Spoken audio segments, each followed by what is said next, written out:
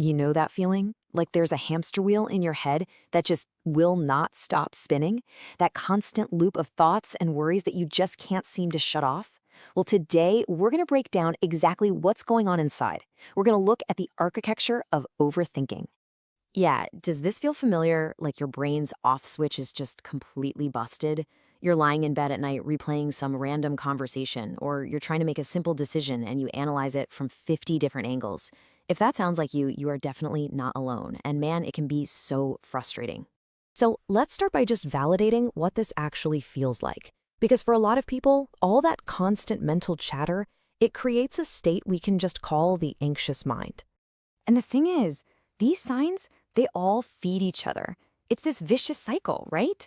The constant analysis makes it nearly impossible to switch off.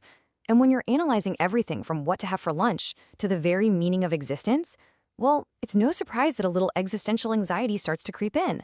It's a powerful, self-reinforcing loop. For so many of us, this whole experience just feels like a personal failure. Like there's a bug in our mental software that we just can't figure out how to patch.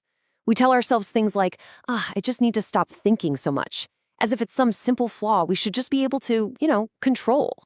But what if it's not a bug at all? All right, let's pull back the curtain and look at what your brain is actually doing in these moments. Because here's the thing, it is not just random noise. It's a very specific and frankly, a very powerful process called mental simulation. So there's actually a technical term for this whole thing, mental simulation. This is your brain's incredible built-in ability to create this virtual reality theater right inside your own head. It can play out dozens of different scenarios, test all the variables, and explore potential futures long before they ever happen. It's an unbelievably powerful predictive tool. And this shows you just how logical it is. It's not chaotic, it's methodical.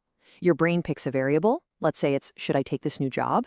Then it runs the simulations. Scenario A, you take the job, everything is amazing. Scenario B, you take the job, it's a total disaster. And then finally, your brain analyzes and compares all those different outcomes to try and prepare you for anything. And it's doing this constantly with huge decisions and tiny little ones. And this is where we get to the absolute core of it. This is the perspective shift that can change everything. We have to start seeing this whole process not as a bug, but as a feature. So the myth we've all been told is that overthinking is a personal flaw, something broken that needs to be fixed. But the reality, the truth, it's a side effect. It's the natural result of having a highly powerful analytical mind. Your brain is just doing what it was designed to do, but, at an incredibly high horsepower. And look, this isn't just some nice, feel-good idea. It's actually rooted in cognitive science. A brain with a ton of processing power, what we call high cognitive ability. It doesn't just see one or two possibilities. It sees 10. It sees 100. So that anxiety we feel, it isn't a sign that we're broken. It's actually a sign that our mind has the incredible capacity to run these complex simulations in the first place. So, okay, where does all this leave us?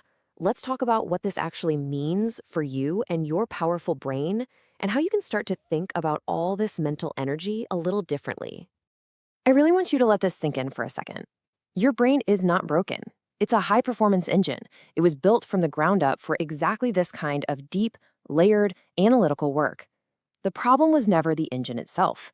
Maybe we just didn't have the right owner's manual. And that changes everything, doesn't it? The goal is no longer to desperately hunt for that broken off switch. The real challenge, and honestly, the real opportunity, is to learn how to be the driver of this incredible machine, to aim all that amazing processing power at things that actually matter to you, solving cool problems, creating something new, or just planning your life more effectively. So, I'll just leave you with this question.